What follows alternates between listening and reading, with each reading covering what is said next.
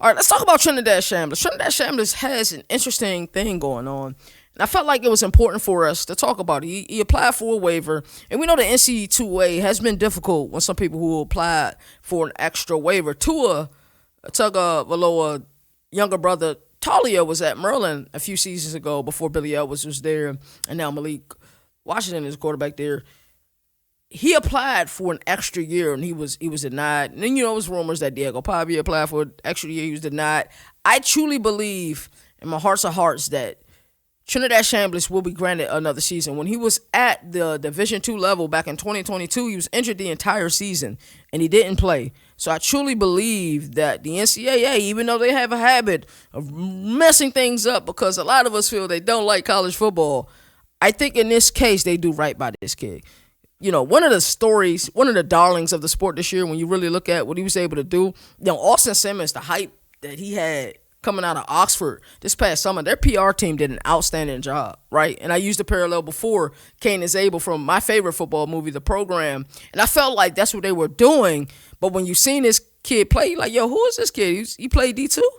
Like, bro, eye test was showing everybody that, Trinidad Chambliss is probably better than this Austin Simmons kid. But some of us felt like, it's the unwritten rule. Like, you shouldn't lose your job when you're injured. But he was just playing too great at the time. So I want to talk about the fact that I believe that his waiver will be granted. I think he deserves it. If he didn't play in 2022, that should quantify as a redshirt year and give him another year at the collegiate level. But then it leads to, alrighty, he gets another year at the collegiate. I don't know why I had these headphones on. It's because I was just at another show.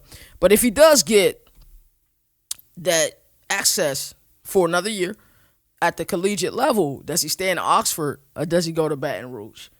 I think that's the question that I have. That's the $1 million question for me. And there'll be a lot of reasons for him to stay in Oxford. There's also a lot of reasons, because some people want to be loyal, comfortable where you at. You like the school that you at. You don't want to have to transfer again, get used to another area, learn the surroundings.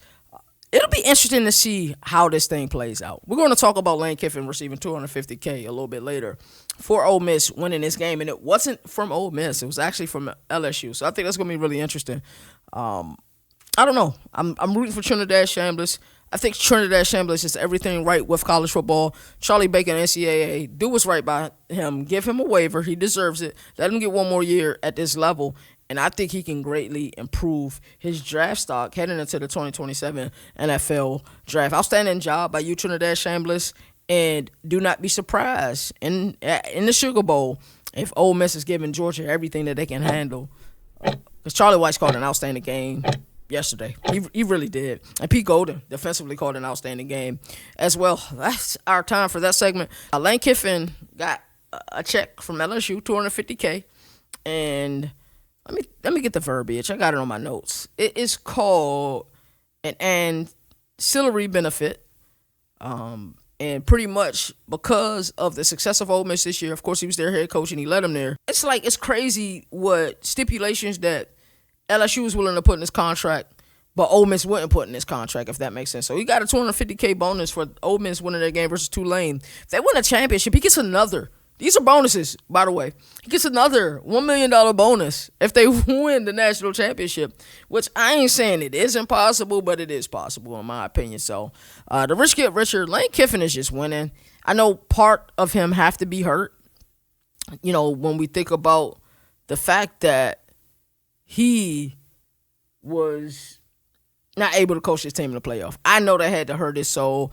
I know that make the decision between coaching at, LSU or staying loyal to Oxford had to be difficult. And, he has that mantra of being a hoe and you can't turn a hoe into a housewife. To me, he's an outstanding coach. He really is an outstanding coach. His attention to detail is crazy. His ability to work the refs is amazing. His ability to find talent, develop talent, especially at the quarterback position. His ability to be balanced. Every year he seems to be, and my apology for I don't know why this is overloading. It's crazy. I don't even have it on crazy settings. But his ability to be supremely balanced. Like his teams are always like top 20 passing, top 20 rushing. And this year was no different with Trinidad Chambliss at quarterback and Keywan Lacey at running back. Congratulations to him getting 250 from Baton Rouge.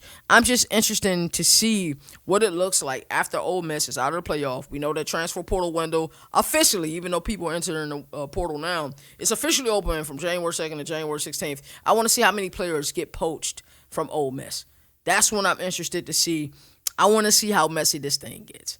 And college football, me and my boy Moon, CFB Moon, we always talk about, like, college football is like the stories our parents watched.